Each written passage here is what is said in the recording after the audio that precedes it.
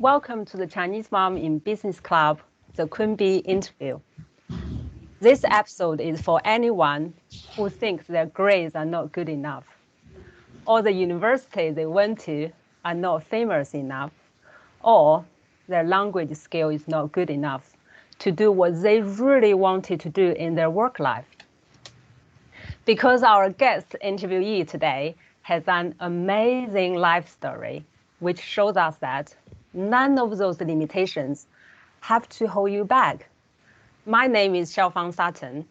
I'm the co-founder of the Chinese Mom in Business Club, and I'm also the CEO of Allison Legal. My guest today is Yujing Liu, who is the global sales manager of Solvay, a global chemicals company. Welcome, Yujing. Thank you very much. Thank you very much, Xiaofang. Hello, everybody. My name is Yujing. As Xiaofang said, I'm a global sales manager working for Solvay, based in Canada. Really feel honored to join you today and to share some of my experience and stories that I hope that can give you a little bit of inspiration. And I have been following Chinese business mom for a while and being inspired by many of the previous stories. So really lucky to join today. Thank you. I can't wait to hear your story. I'm sure all our audience today are all ears at this moment. So let's start with tell us a bit more about your Chinese background, where you were born and raised in China, and also your amazing adventures of going to different places, living and working, and eventually how did you, end up in Canada? Sure. So I was born in the city of Xi'an.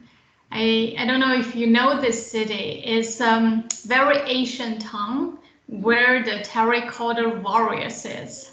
It's one of the 8 wonders of the world. I don't know if you have been to there, but if not, I've never been, but it's I have friends from that part of the definitely. world.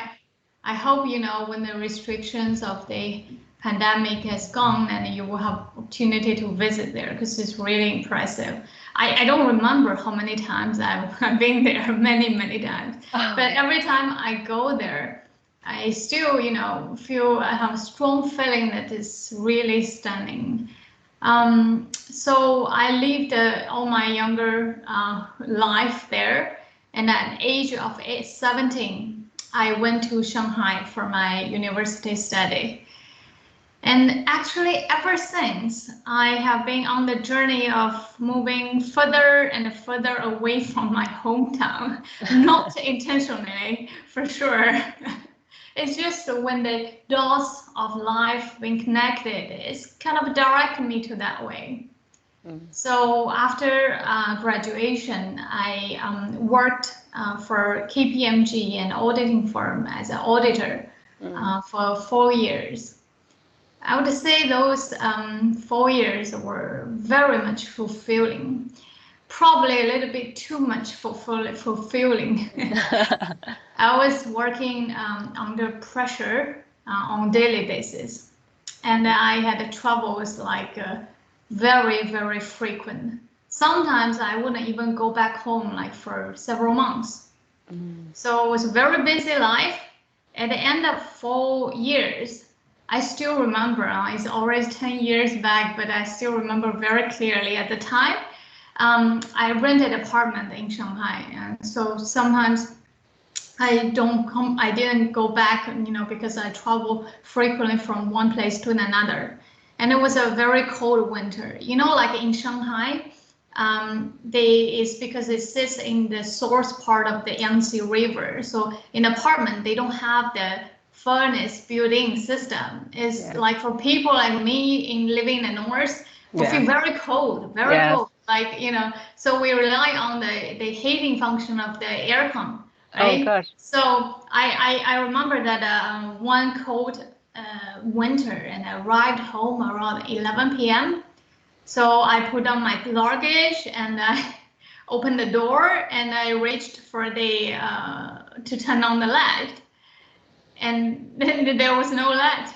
There was no light because I forgot to pay the electricity bill.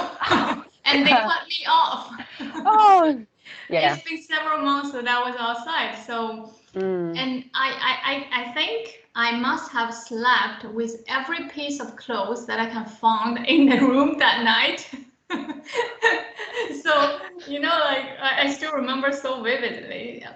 So as you can see that I was reaching a kind of burning point, right at that point. It's not only because of workload, but also because of a lack of creativity. For many years, I was doing something quite repetitively and trying to make small improvement time after time and reach perfection. And I felt like I was kind of drained of creativity, of trying new things. So I quit and I joined another firm, another consulting firm, which really helped me open my eyes by sending me to for training in Netherlands. That was the first time actually I went overseas, and that's really opened my eyes. And then I decided that this is what I need at the time. I need more experience, new learning challenges, and international horizon. So I quit again, and I went to France for an MBA study.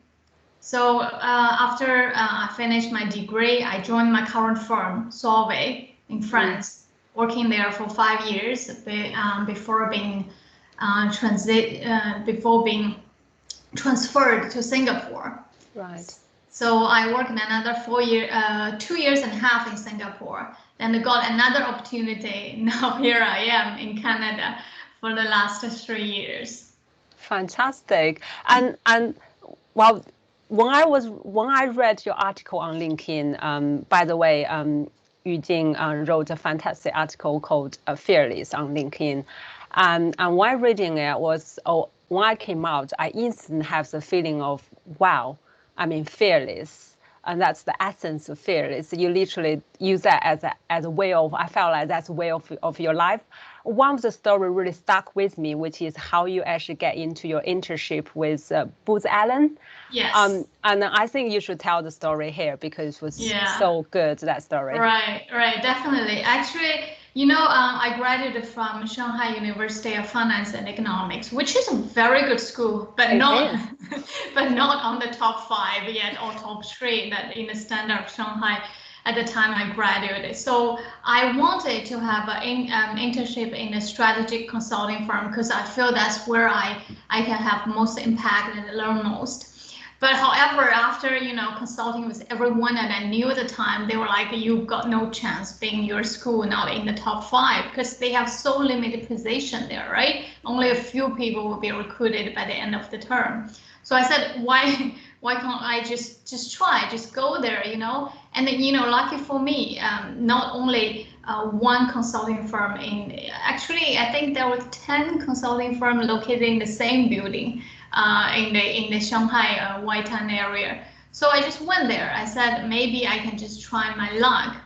I didn't tell very in detail, but actually I went there several times without being able to enter the door. This is amazing. Right, you went there and you said I should be brave enough and to go there, but you stopped at the door and came back, back and forth sometime because it's internal struggle. We all feel like this is not something standard. That this is knock on the door, sending my CV, ask for an interview. For a student at the time, it feels very embarrassing and awkward. But eventually, when you ask yourself, what do you have to lose? Honestly, like literally nothing, because you got no job, nothing, nobody knows you. So you just go there. And to my surprise, like everybody was a little bit surprised when I introduced myself and then say this is what I came here for. But they were all very nice. Like everybody were like, okay, I will try my best to send this to HR, and I will, get you connected with someone. I was like, wow, this is more than what I asked for. Yeah. So I think they do appreciate. Yeah. It's just, I think that the fear is so much, isn't it? Fear of unknown. Absolutely. And I love one of the things you has been mentioned quite a few times in the article, saying you have nothing to lose, everything to gain. And Right. that's I mean, how you just talk a little bit more about how you came to that sentence. Right. Okay. So you have nothing to lose is basically you have to really stand at the point that you look at your options and to say what do you have today in a very reasonable way without too much emotion, because sometimes we're too much controlled by our fear, which is pure emotion. Is a way of judging ourselves by ourselves in the perspective of the others, which is not even true, right? The other won't see you that way, but you judge yourself. So stop that and think, reasonably. I do it nicely. I be very polite. I just want to say what I want to achieve. People, could listen, could refuse, could not listen. It's okay. I can accept that because I just want to express myself and to say how far I can go somewhere. And so if you think that logically, reasonably, and you can definitely do it. And I can tell you, if you step out for that first step and people give you some positive view, and that instantly build your confidence, then you feel it's normal, it's okay, and you can just keep doing that, right? You can accept that. So I think it's really important that you have that conversation with yourself and just try once, then you will say does it work or not for you. I know, it's just how amazing just the first step. Once you Right. reach the first step, and then you realize, your confidence just boosts, isn't it? So it's Exactly. just it's amazing story. It's amazing story. So thank Thank you very you. much for sharing. And No so problem. obviously now you are currently a global sales manager for Solvay, and which is a global chemicals company. Yeah. And really interesting to know, how did you get into sales? And what do you love most about selling? So obviously, there are quite lots of misconception about selling, and which is when a lot of people, I'm our audience moms who work in their own business or in a very senior role, we nevertheless, we need to carry that kind of role. So you certainly succeeded in this role. So love to hear about your story with sales, and what you love most about it. Okay, thank you. So indeed, Solvay is a very international chemical company. I think we have existed in this world for 158 years.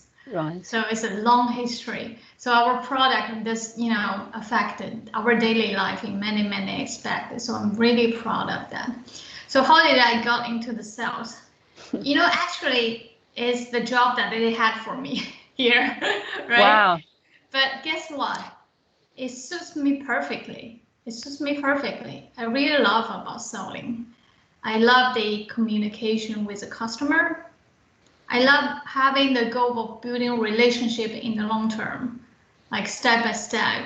Whether the customer needs you or not need you, you need to be there. Even when they do not need you, you still stay there because you want them to remember you when they need you, right? You don't want to Exactly. be absent. Then when they need you, they couldn't, get a remind of you. And Yes. also, I think that in sales, it's a role that you can really take a holistic view of the situation and then to create value in the way that, not only for our company, but also for customer and for many other users. So, like I said, why I think that one thing that I really like about sales is throughout your observation and a lot of hard work, and sometimes can take a very long term, but eventually, with enough creativity, you can capture the opportunity, you can capture the customers. You remember I said that I felt I was drained of creativity. So here I got it back. Yeah. Fantastic. So so I think one of the thing, you just saying, it's all about long-term relationship, isn't it? Yeah. So it's really Yeah. about the long-term again. And also one of the things I really grown with you is really about how much value you actually bring into that prospect, or that kind of relationship, because ultimately it's all about, if you bring value to that relationship and clients stay with you, I think that kind of mindset is very, very important. Absolutely. It's sometimes you have to bear with a short-term lose, short-term, being there, kind of investing your time, money. But of course, you're here for something. You're not here for nothing, right? You're here for that relationship. You're here for that, opportunity to extract the value that sometimes, the others may, lose sight of. Or we have a situation when our product compared with some others are equivalent, can be replaced. It's not irreplaceable. But how you're gonna succeed is your relationship at this point. Is how you serve. Is your commitment that you can really help in the long term. So that one you're the one chosen.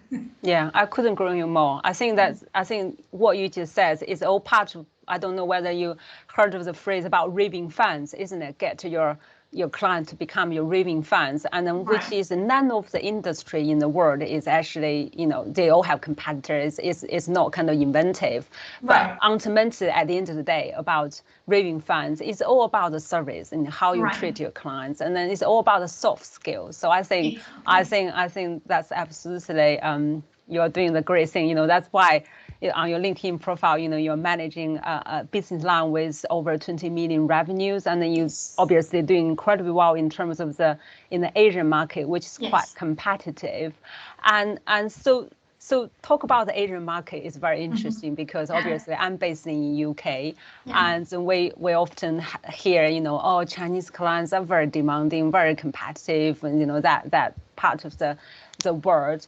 But China economy is going to be actually a number one very soon, I think. Yes. And so from your perspective, what were the what's really the biggest challenge you thinking when you were dealing with Asian market? Okay.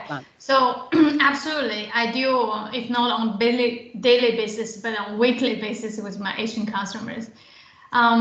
Actually, the business I'm responsible for, the products manufactured here in Canada, but the majority of the client base are in Asia. So I do think myself serve as a bridge that connect the market with the manufacturer. So I can communicate with my customer with no barrier. I can also have the knowledge, expertise of our manufacturing and quality process, which is very essential for the customer, and kind of relay that information in a very local way with no conflict. So I think a lot of time that the challenge here is people have a different, there's a really culture difference. That's you have to admit we're from different culture, we have different ways of doing things. But sometimes with some bridge, we can just go through smoothly, because you need to understand once you understood, and then that there's different perspective things of real things. But there's sometimes the challenge is the speed of development is exactly like you said. The China is moving so fast these days in every aspect of the investment, of the development and the construction. It's sometimes personally I feel that the speed of development in mainland China is kind of beyond the imagination of some people here.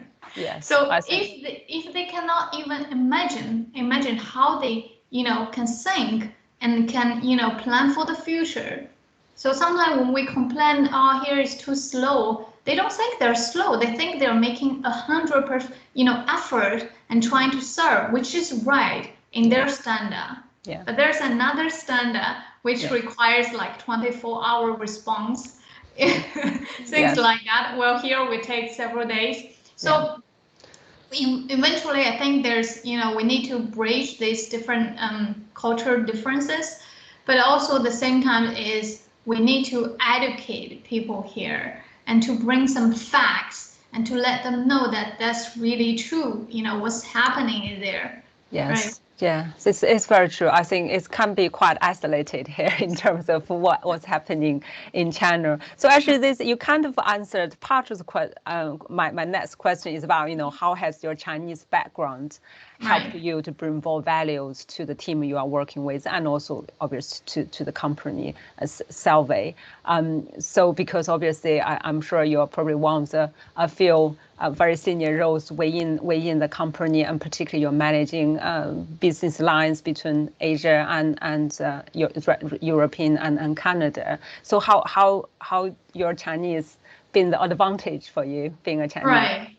So you see, like we talked about today, the world is definitely more and more interconnected, right? It's not really one company or even one country can dominate an industry. We all need more collaboration, cooperation, working together. So this is a normal way. We're a very international company. People like me, from different background. There are many actually in our company. But here I am working for a European company, stationed in North American, and being an Asian background, I definitely think that provides value, added value for international companies like us. Where we're serving different market around the globe. I think it's essential because it can really help company to run smoothly. That, like I explained, that my customer more is like Asian based, so communicate with them in the same language first of all, but not only language, but also without further explanation, be able to understand their standard, their way of doing things, their hinted language. That's very important as well. So basically, you just it makes things more efficient and effective without creating unnecessary conflicts.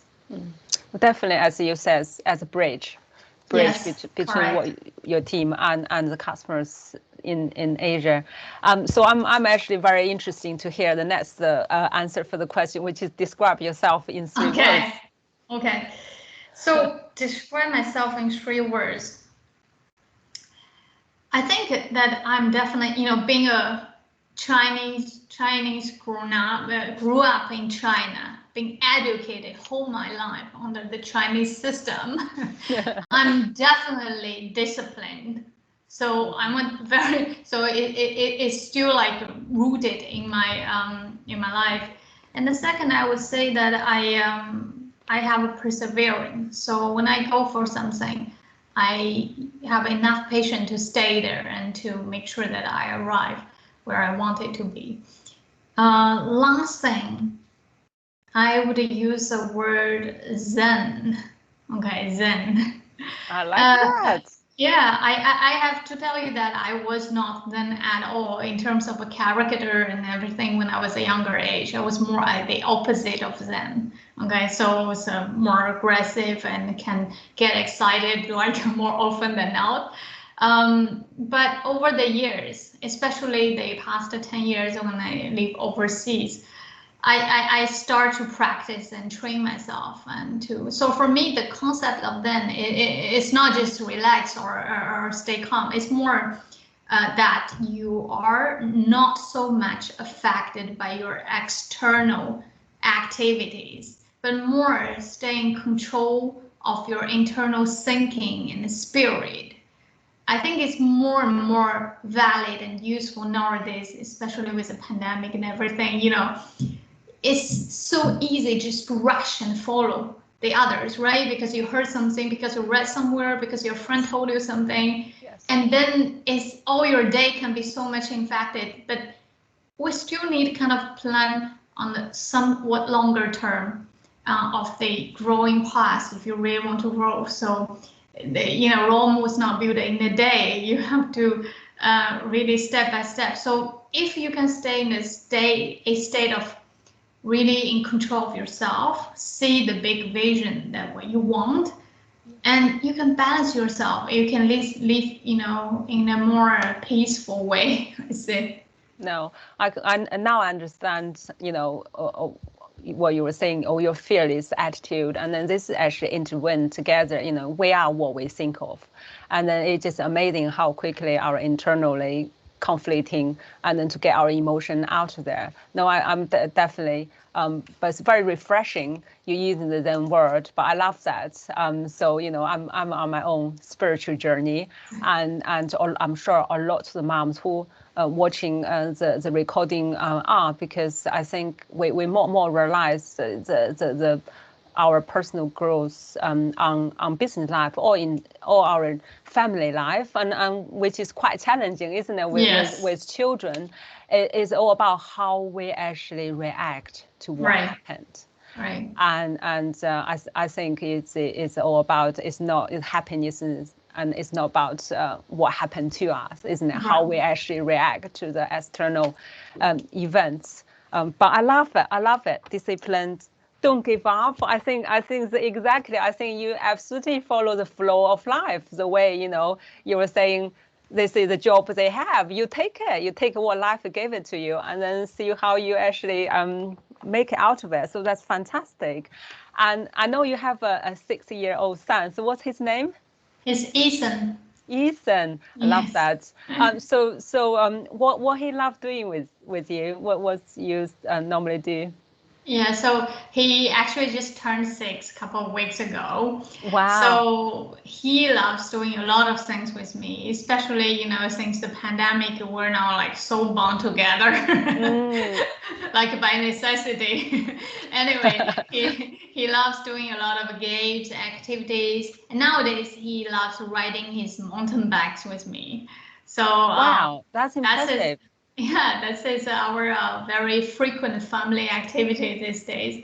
And, to go out and to breathe the fresh air and do some activities really, really good. Fantastic. So I got to ask this question. Are you a tiger mother?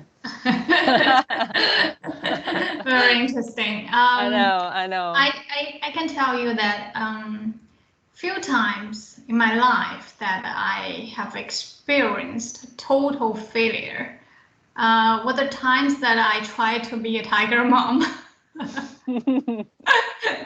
So I decided that I was not born to be a tiger mom.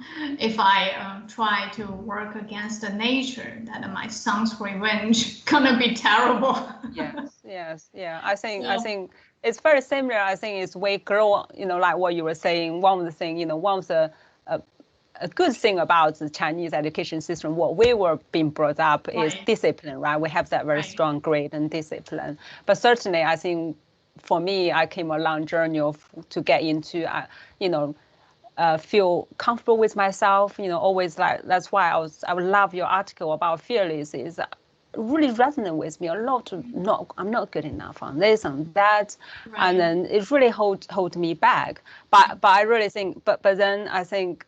A lot of people, when they look at us Chinese mom, they always ask, "Are you a tiger mother?" No, I'm not. I think we're kind of go for the opposite way, which is Yeah. I think stay nature for me is now I don't really pay too much attention about the study, about all the academic and everything. It's just young first, and second, I think. Time is precious, like you only being 5 years old once you're in your life, 6 years old once you're alive, right? When it's gone, it's gone. Yes. So I just try to spend as much time as I can with him. I think being there is, set a good example as a good influence. Yes. I think that's more important than, having a good score or things like that. It is, definitely. That's absolutely. So what 3 words would you want Ethan to describe you when he's a young man? Wow, that's so. I know it's a very difficult question. Yeah, it's very refreshing, and sometimes when you think about that, he's still so young, but so many things can happen like in the future years. But I think first of all, I hope that he can say that I'm a loving mom. That's very important. That and the second, I think maybe hardworking, which is very important in life. But maybe even more important is courageous. To have courage. I think those are skills I can probably teach him and have him build on that. will be more beneficial in another science or mathematics that I can teach him to have in life. Yeah, fantastic. I have to say, I mean, certainly you take on the courageous one. I mean, and then I don't know, you talk to him about your story and how you get to where you are, but certainly I think for me personally, you are one of the most courageous Chinese moms we ever interviewed. Thank you so much. That's fantastic answer. Loving, hardworking, courageous. That's fantastic. So really, time flies. We are actually reached to the end of the interview. Really, I feel like 5 minutes because just so engaging with your story, Yujing. So thank you very much. Thank And you. also, obviously, thank you very much for all the Chinese moms all over the world who are actually watching our recording. And I'm sure you are actually inspired and obviously that's one of the mission for Chinese Mom in Business Club is to through the interview successful Chinese moms all over the world to actually inspire all of us to be true to ourselves and to actually reach our true potential. So if you inspired today, please pass to all your Chinese mom friends and then get them inspired, and follow us on LinkedIn at Chinese Mom in Business Club. Thank you, everyone. Bye. Thank you very much. Bye.